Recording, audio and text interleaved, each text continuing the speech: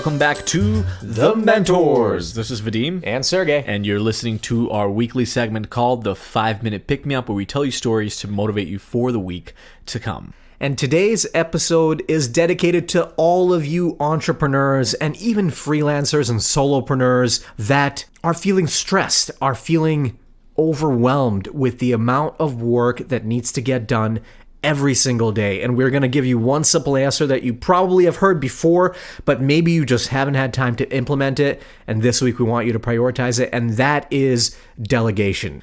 We want to start the episode by referencing a tweet that we read from Andrew Wilkinson, who is the co-founder of Tiny and owner of Dribbble and MetaLab. He's a serial entrepreneur that I follow on Twitter. If you want to follow him, it's A. Wilkinson with a K. This is his tweet. As a CEO, your job is actually to do nothing. CEOs who actually perform duties within their companies are failing. Your job is to set strategy and culture, delegate, and incentivize. Same goes for executives. You are just more focused mini CEOs who report up. Well, me and Vadim actually believe that this rule is not just for people that are necessarily building, high growth, scalable technology ventures that are going to have several thousand employees eventually.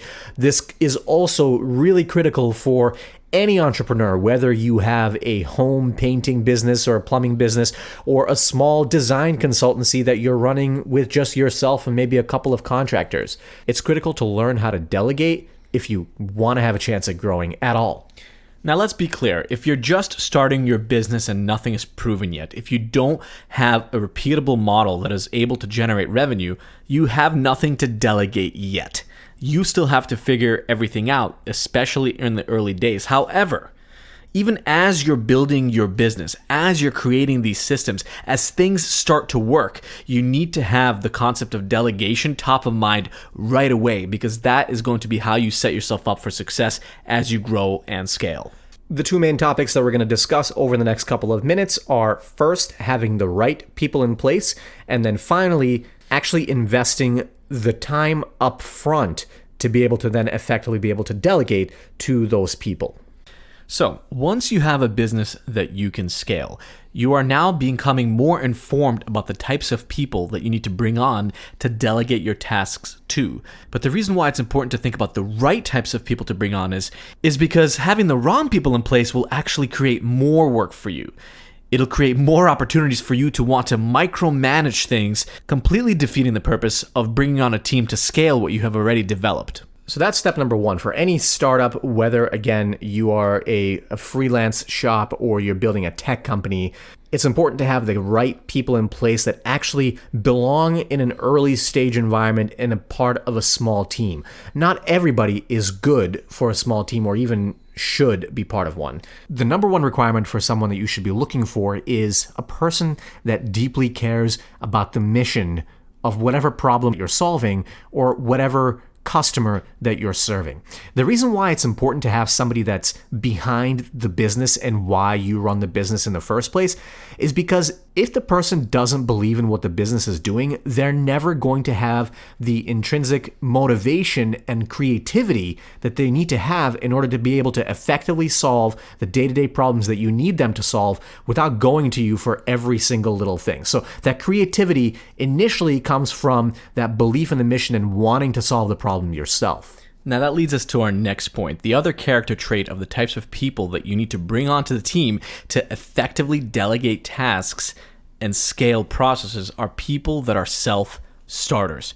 People that are self-motivated. They're creative about the way that they solve problems. They're intrinsically curious about the problems of the customer, for example, where they'll go above and beyond to figure out that they can come up with a solution. People that are resourceful, who will seek out solutions on their own or have the wherewithal to come to you with the right questions when they need clarification and when they get stuck. Now, how do you test for that kind of self-startedness? It's great to look at people who have done entrepreneurial things in the past themselves. Maybe they've run a club on campus. Maybe they had done a nonprofit of their own, right? There's a lot of different ways that people exhibit that self-startedness. Maybe they've been part of another early stage team. And you might have to give some sort of initial assignment during the recruiting process where you get to see how creative are they. You know, if you ask them to do an assignment, are they just checking the boxes and doing what you asked, or are they maybe doing something else and going above and beyond to contribute to the assignment in a way that you didn't even explicitly ask them to do so, right? So you're trying to assess in that interview process, is this someone who does things without necessarily being handheld and being told what to do? Another good litmus test is finding people that are better than you at the task or thing that you are planning on delegating to them.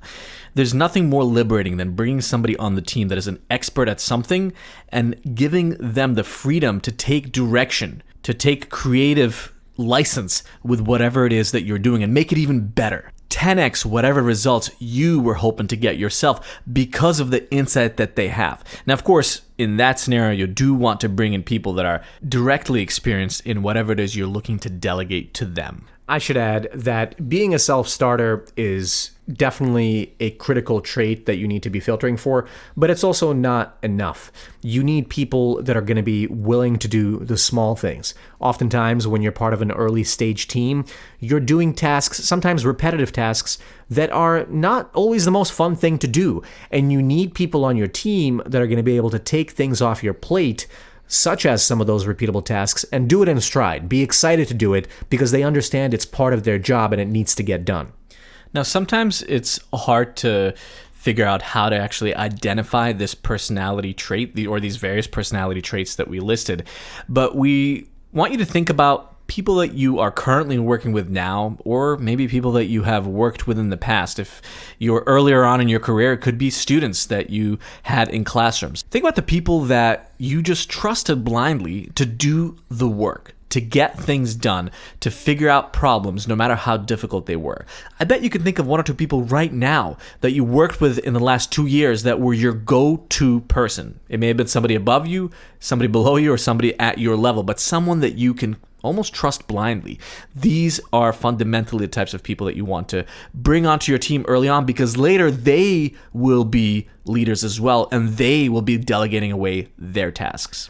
So let's now assume that you found a few of these key people that you're ready to go with and ready to delegate to, and you think you can trust them, and hopefully that's going to be the case.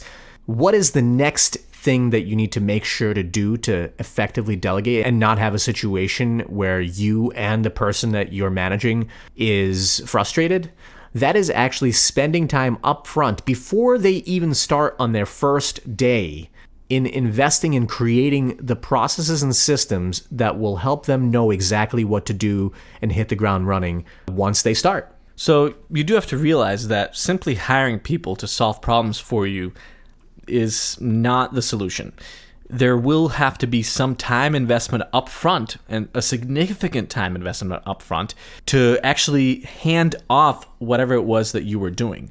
In the long run, of course, the idea is that this will make your life much, much easier. But you will effectively then become a recruiter and manager and not an individual contributor. But it does take some upfront work. So what do we mean by some of that upfront work, Sergey? Well, one thing that you have to do is create a consistent forum for communicating priorities. Your priorities as a business are constantly going to be changing, and you, in your head, probably know exactly what needs to be done day to day, week to week, month to month to make your business successful. But don't assume that your team, no matter how much of a self-starter the person on your team is, knows what those priorities should be as well. They probably don't, and you need to be able to communicate that effectively. So even something as simple as a weekly check-in process initially that you put into place in order to sync up on what those priorities should be is a great first start. The other thing you could do that's relatively easy but will take some time up front is document your existing processes. The steps that you take to solve problems currently, the different tasks that you do on a weekly basis. Creating a system of documentation, a wiki, if you will, does require some time investment, but can be a great way for somebody to start diving into your current process, to break it apart and create their own systems and processes. Some of the best companies I've worked for, on the first week of onboarding when I got to the company, they had Google Docs for me to sift through, videos, recording video tutorials of certain processes, logins for certain technologies that I had to learn on the upfront. Have all these systems set up so the person has something to do that first week where they can really dive deep and understand how you function as a company. It might take a couple of weekends to put this together, but in the long run, it's really going to pay off. And of course, as you start moving away from being an individual contributor in your own business to managing people, you do have to learn to let go. This is, of course, very difficult, especially when things are working, because you do have to have a lot of trust in the fact that other people will be as successful or more successful than you in executing on these various tasks. But if you don't let go, then you're just, again, creating more work for yourself, and you will never actually ultimately end up scaling, which was the purpose of this exercise in the first place. One way to check yourself and to get better at letting go is take note. Anytime that any of your team members or people that report to you come to you with a question, do you immediately go into solution mode and try to list and tell them exactly what to do? Or do you seek to get their suggestion and input first? Next time this happens, just tell your team member, I want you to figure this one out, and see what they come up with. And you'd be surprised how creative people can be when you give them that autonomy. In the beginning of this whole process that we're talking about, it actually is going to feel like it's more work than if you had never brought on somebody on your team in the first place. But over time, if you do have the right team members in place, and if you slowly start letting go of these processes, you're going to see how much more freedom and time you have to actually focus on what matters in your business, which is actually growing it and getting it in the hands of more customers. So remember, there is ultimately no growth, or maybe a better way to phrase it is there's a limit to how much growth you can get unless you figure out a way to multiply your productivity. And the only way to do that is to bring in the right people to help scale whatever it is you have created. So this week, our challenge to you, even if you are a single person working on your own business, an individual contributor, a solopreneur, think about what are the processes and the things that I do every single week and every day that I can start delegating to somebody else. And even if you're just going to bring on a few contractors in the beginning to do that with, and then only later on this year, bring on a one core person on your team that maybe is a co-founder, still, this is going to be a helpful thing to you, a helpful exercise to think through, and we think that you can come up with at least a few things to get off your plate to now focus on scale. That's it for our 5-minute pick-me-up for this week, and we'll see you next Sunday.